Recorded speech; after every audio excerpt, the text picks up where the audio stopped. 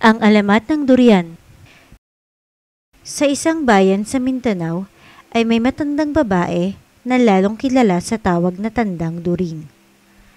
Nakatira siya sa paanan ng bundok. Ang maliit niyang kubo ay nakatayo sa gitna ng malawak niyang bakuran na naliligid ng mga puno. Si Tandang During ay karaniwan ang ginagawang katatakutan ng mga ina sa kanilang malilikot na mga anak. Sabi nila ay lahi ito ng mangkukulam, kaya ay dapat iwasan. Si Tandang During ay nasanay ng mamuhay ng mag-isa simula nang mamatay ang kanyang asawa at lisanin na ng mga anak niya ang kanilang lugar. Tahimik siyang tao at dahil matanda na, ay mas ibig pa niyang asikasuhin na lamang ang mga tanim na halaman. Masungit si Tandang During kaya iniiwasan ng mga tao. Noong kamamatay pa lamang ng kanyang asawa, ay marami ang nag-alok ng tulong, ngunit tinanggihan niya. Sa gayon, ay unti-unti na ring lumayo sa kanya ang mga tao hanggang sa maging panakot na lamang siya sa mga makukulit na mga bata. Ilang taon na nagdaan, ang mga dating makukulit na mga bata ay malalaki na, ngunit si Tandang During ay gayon pa rin. Nag-iisa sa kubo sa paanan ng bundok at hindi nakikisalamuha sa mga tao.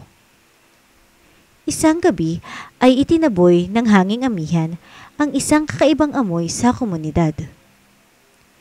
Hindi nila alam kung ano ang amoy na iyon at kung saan ang galing. Nanatili ang amoy ng mga sumunod pang mga araw at patindi ng patindi. Nagpasya ang mga tao na hanapin ang pinanggalingan ng amoy. Nagkaisa silang puntahan ng kubo ni Tandang During at natiyak na doon ang gagaling ang amoy. Hinanap nila ang matanda ngunit hindi nila ito nakita. Sa halip ay nabaling ang pansin nila sa isang puno na ang mga bunga ay may matitigas na balat at matatalim na tinik. Dahil sobrang hinog na ay nagsisimula ng bumuka ang mga prutas. Isang lalaki ang umakyat ng puno para kumuha ng bunga. Nagtakip sila ng ilong nang buksan ang prutas, pero pare-pareho rin silang nasarapan sa lasa ng prutas na iyon.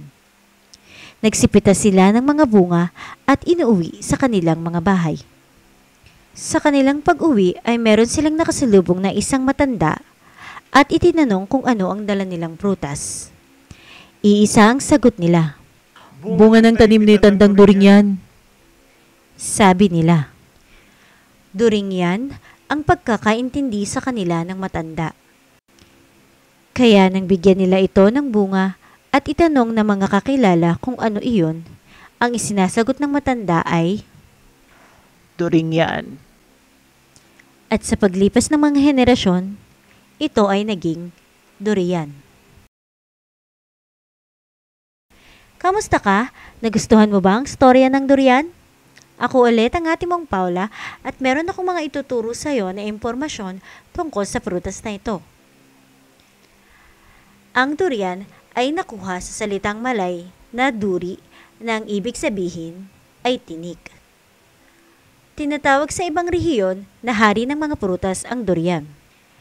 Ang durian ay kilala bilang isang malaking prutas, may kakaibang mabahong amoy at merong balat na matutulis na tinik. Ang puno ng durian ay lumalaki mula 25 hanggang 70 metro o 80 hanggang 165 talampakan ang taas. Ang prutas ng durian ay kayang lumaki ng hanggang 30 sentimetro kahaba at 50 sentimetro diametro at kayang tumimbang ng 1 hanggang 3 kilo. Ang durian ay karaniwang ginagamit sa mga pagkain ng mga taga-Timog Silangang Asya, lalong-lalo na ng mga taga-Indonesia, Malaysia, Singapore, Thailand, Cambodia, Pilipinas, Bangladesh at Vietnam. Maraming salamat sa pakikinig. Hanggang sa susunod na istorya.